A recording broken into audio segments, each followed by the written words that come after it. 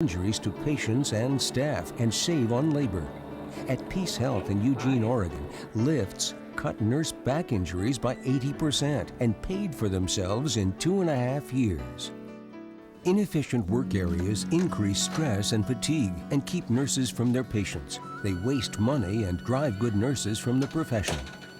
Dr. Marilyn Chow and I did a study recently that looked at 36 medical surgical units, and what we found was that nurses spend the least amount of their time in direct patient care activities, and the majority is spent hunting and gathering equipment, walking to and from locations on a unit. So it's a very inefficient environment that we've created.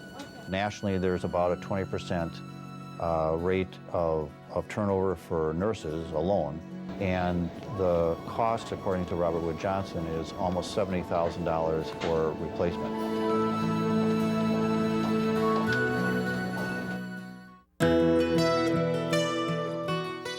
Is evidence-based design cost-effective? The Center for Health Design modeled a new hospital, which they called a Fable Hospital, with 300 beds and costing $240 million.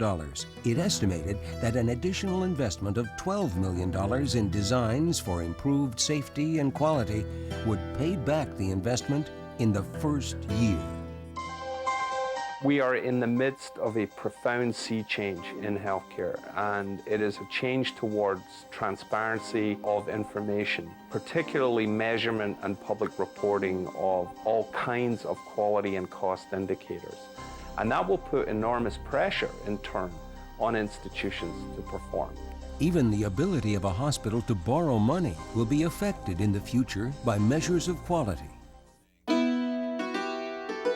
CEOs report an additional benefit of evidence-based design.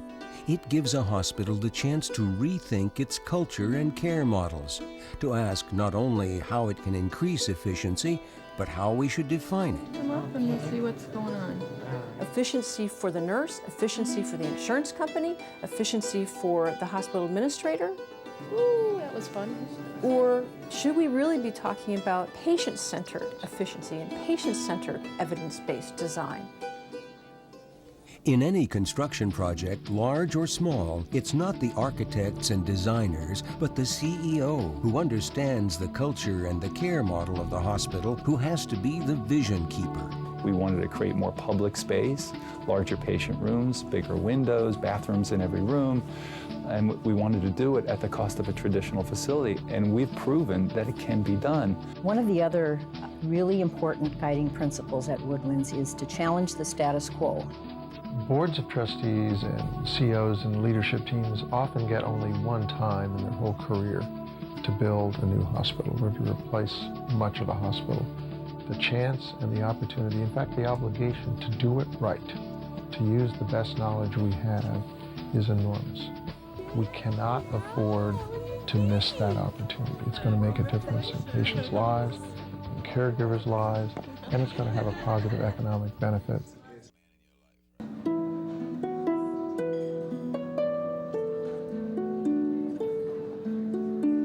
Try to think about a perfectly designed hospital and it would be more reliable, fewer mistakes, fewer drop-offs, so everything there'd be precision, promises kept.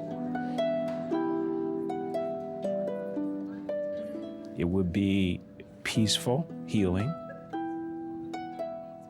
a quiet place where patients can use their limited energy to get better instead of to fight the environment. And most especially, the loved ones of the patients are there all the time.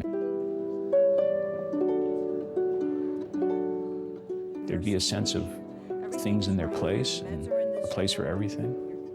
I think it would be simpler.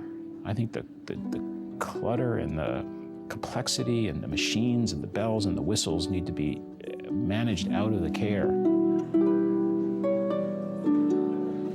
I think it would feel more like home, probably, and therefore it has to be more customized.